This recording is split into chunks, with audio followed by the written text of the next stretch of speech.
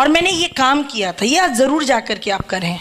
And एक take one paper and just लिखिए, husband wife अलग अलग लिखिए, कि पत्नी लिखे कि अगर उस घर का अर्निंग मेंबर, भगवान न करे किसी भी वजह से उनकी जॉब चली जाती है या कुछ भी हो जाता है, सॉरी, तो life with after that second, that moment के बाद कैसी होगी।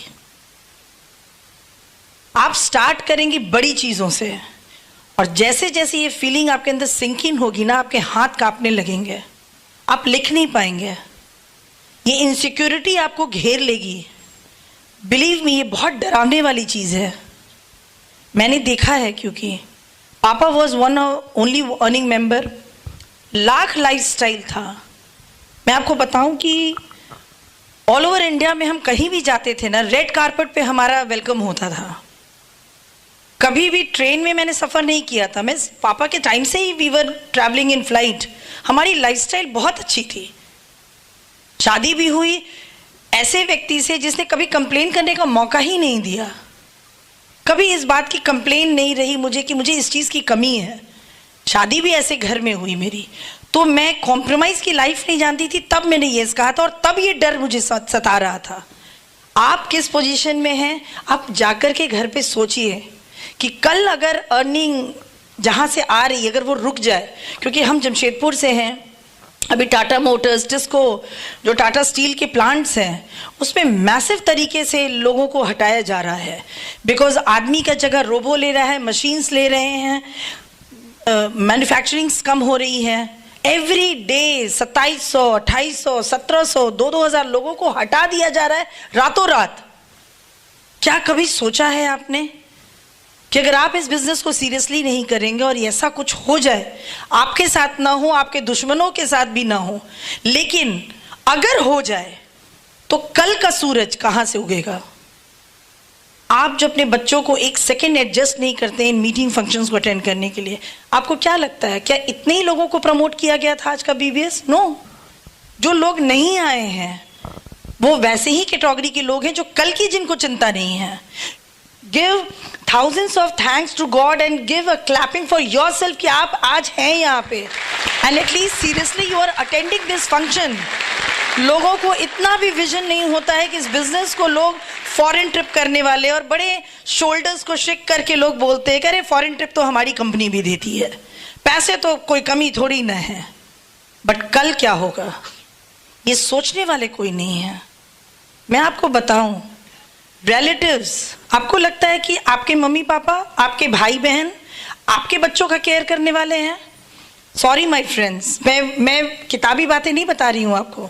जब मेरे पापा की डेड बॉडी एम्बुलेंस से उतर रही थी, I was 8 months pregnant with my second child, second daughter, और डेड बॉडी उतर रही थी। हम रोना तो भूल गए थे, पहले तो मम्मा को संभालना, दोनों ब्रदर्स को संभालना, और देखना कि कैसे होगा। हम लोग दोनों sisters, and I was very young that time.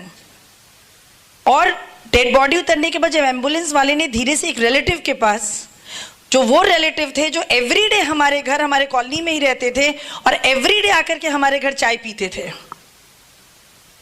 उस रिलेटिव से जब मेरे वो एम्बुलेंस वाले ने भाड़ा मांगा, क्योंकि उसका तो वो रोज का काम है, वो रिलेटिव का चेहरा मुझे आज भी याद है कि वो किनारे हो गया था।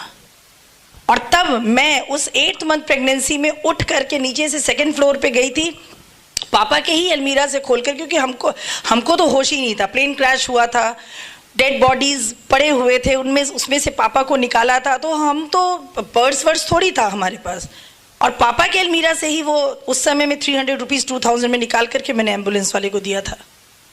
आपको क्या लगता है आपके बच्चे को कोई एक रात का खाना देगा? Sorry my friends.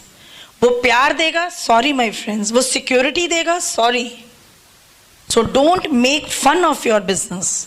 ये बिजनेस के लिए थैंक्स कहिए गॉड को, उस व्यक्ति को जिसने आपको प्लान दिखाया, जो आपको ये समझ दे रहा है एवरी डे। आपने कभी सीरियसली सोचा है कि आपका अपलाइन आपको बार बार फोन करता है, आ जाओ मीटिंग में, क्यों काम नहीं कर रहे हो, निकल जाओ, टीवी क्यों देख रहे हो, क्यों घूम रहे हो, क्यों फेस्टिवल्स इतने लंबे समय तक मना रहे हो? वो चाहता है कि आपके घर पे कुछ पैसे आ जाए, आपकी लाइफ चेंज हो जाए। बिजनेस में फॉरेन ट्रिप और लाइफस्टाइल ये तो बाई प्रोडक्ट्स हैं। ये तो अब हमारे लिए कोई बहुत बड़ी बात है ही नहीं। हमारे क्या, आपके एमरल्ड्स, आपके प्लैटिनम्स, आपके जो लीडर्स हैं डायमंड्स एंड अबव, उनके लिए कुछ नहीं और एक दिन आपके लिए भी कुछ नहीं होगा। This business is not a hobby, this business is a very serious. Even all ladies sitting in this hall, आपको भी ये समझना चाहिए कि आप जो डिमांड्स करते हो, कभी आपने सोचा है कि आपके हस्बैंड जब घर से बाहर निकलते हैं तो कितने टफ सिचुएशन में वो पैसा कमा करके आते हैं। I understand because I was doing job.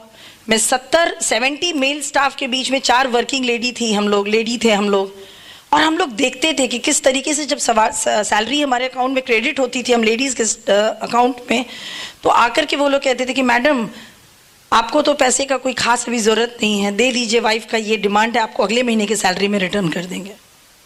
और उस दिन एवरी सेकेंड हम थैंक्स कहते थे अनुज को कि थैंक यू कि तुम ये बिजनेस लाए मेरे घर में। ये लेडीज़ की भी जिम्मेदारी है। जस्ट हस्बैंड को खाना दे देना, घर को क्लीन कर देना is not your duty. God आपको इसलिए नहीं भेजा है, वो काम तो आपकी घर की बाई भी कर सकती है। आपको गॉड ने इस बिजनेस में डिफरेंट रीजन के लिए लाए हैं। आप अपने हस्बैंड को फाइनेंशियली सपोर्ट कर सकते हैं। क्यों हमको मीटिंग में आने के लिए हमेशा हमारे हस्बैंड कहते हैं, हम क्यों नहीं टाइम पर पहले रेडी हो जाते हैं? Because we don't take this business seriously. ये बिजनेस आपका बिजनेस है, इसको आपने ही